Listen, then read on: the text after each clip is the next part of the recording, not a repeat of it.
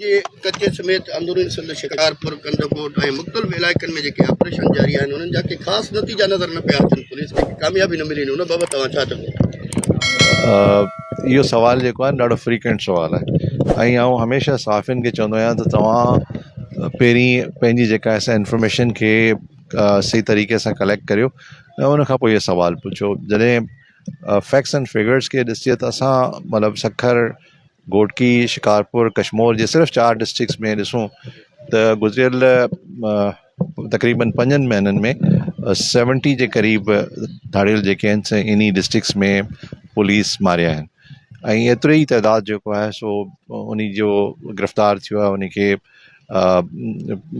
Encounter जे दौरान injured कयो आहे ऐं तक़रीबन कोई 300 जे क़रीब धाड़ियल जेके आहिनि से ॿिया गिरफ़्तार थिया आहिनि। 50 धाड़ियल उहे आहिनि जेके नोटिफाइड आहिनि, जिन ते इनाम रखियलु हो, इन्ही 5 महीननि में सरेंडर कयो आहे।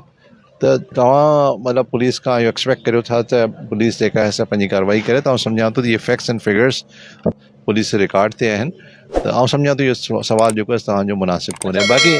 बाक़ी जेको तव्हां ॻाल्हि करियो था न, ही ज़ाहिर आहे जेको इशू आहे किडनैपर आहिनि, सम्झो इहो काफ़ी पुराणो जेको आहे सो इशू आहे। जॾहिं बि पुलिस एक्शन कंदी आहे त उनजे अगेंस्ट हो इन क़िस्म जो तासर ॾींदा आहिनि या रिएक्शन कंदा आहिनि त जीअं बदअमनी जो हिकिड़ो तासर अचे, जंहिंमें तव्हां मीडिया वारनि जो तमामु वॾो रोल आहे। जेकॾहिं तव्हां उन प्रोपेगेंडा में अची आम माण्हुनि खे इहो तासर ॾियण जी कोशिशि कंदा त नेचुरली मतिलबु इहे की उहो आम माण्हू बि घबराइजी थो वञे। त हीअ जंग जेका आहे, हीअ जेका फाइट आहे, इहा सोसाइटी जी आहे अगेंस्ट क्रिमिनल। हीअ फाइट जेका आहे सा क्रिमिनल जी पुलिस सां सिर्फ़ु न आहे, हीअ सोसाइटी सां फाइट थो करे ऐं पुलिस उन सोसाइटी जो हिसो आहे। अच्छा मेमन साहब, पहिरियां बि उॾाइण जी धमकी कोन ॾिनी वई आहे, हीअ जेके नामिनेट एॾा वॾा नाले वारा धाड़ियल जेके धमकियूं ॾियनि था पिया, छा तव्हां उन्हनि ताईं नथा पहुची सघो छा?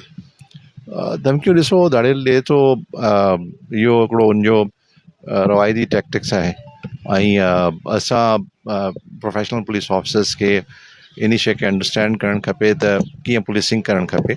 असां धमकियुनि ते पंहिंजी पुलिसिंग खे न कंदा आहियूं, असां फैक्ट्स एंड फिगर्स खे ॾिसी करे पुलिसिंग कंदा आहियूं। सेकेंडली, एज़ एन IG मुंहिंजी ज़िम्मेदारी आहे ऐं गवर्नमेंट तमामु घणो प्रोएक्टिव आहे। चीफ मिनिस्टर साहब असांखे जेको हिते इन 4 डिस्ट्रिक्ट्स में ख़ासि तौर ते इन कैपेसिटी बिल्डिंग जे लाइ मुख़्तलिफ़ जेके बि असांजियूं स्कीम्स वयूं आहिनि उन खे अप्रूव कयो आहे।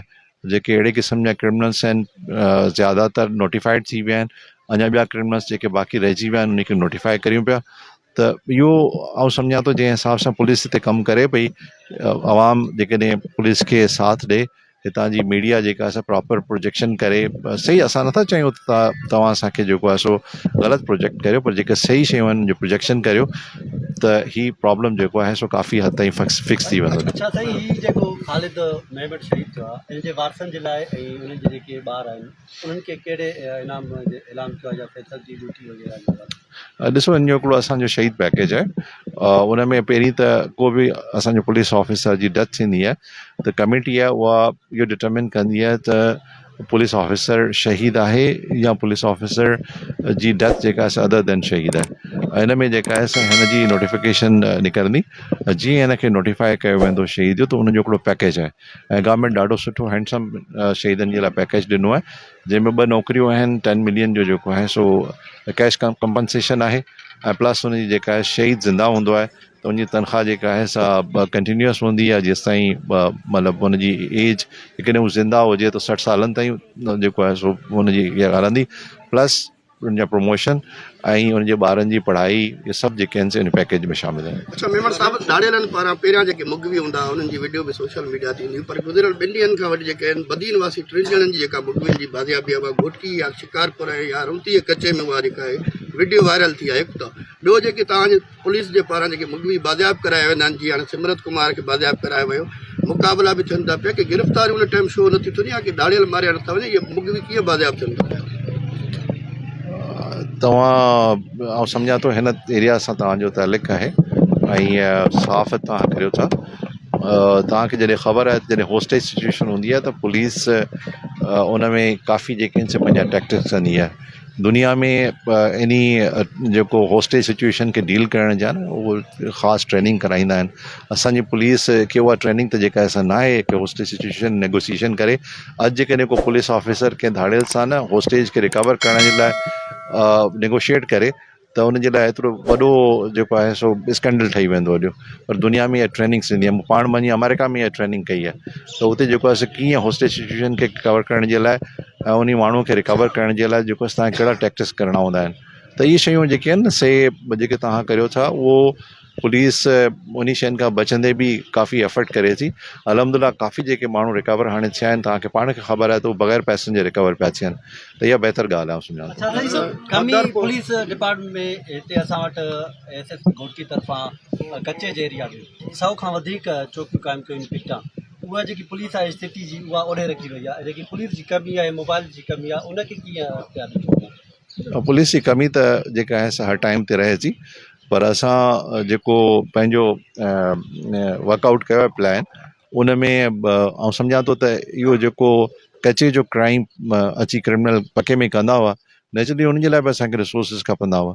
हाणे इहा डिप्लॉयमेंट प्लान जेको आहे थोरो चेंज थियो आहे कि पहिरीं जेको आहे असां इहे सभु फोर्स पके में यूज़ कंदा हुआसीं, कचे जा क्रिमिनल बि अची पके में वारदातूं कंदा हुआ त नेचुरली उहो ई सोर्स जेको आहे सो असां ॿिए तरीक़े सां हुनखे प्लानिंग कई आहे। असां सम्झूं था त इहो तजुर्बो पहिरीं बि हिते घोटकी में कामयाबु रहियो आहे ऐं हाणे बि जेको आहे सो हुन जा रिज़ल्ट जेके आहिनि सुठा अचनि पिया। अब ये न ये मीडिया में बताएं कि पुलिस जो एफर्ट कर रही है वो डाकुओं को तकलीफ़ हो रही है, उसकी वजह से वो इस तरह से आउट ऑफ दैट पेन जो उनको तकलीफ़ हो रही है वो आके पुलिस पे अटैक कर रहे हैं।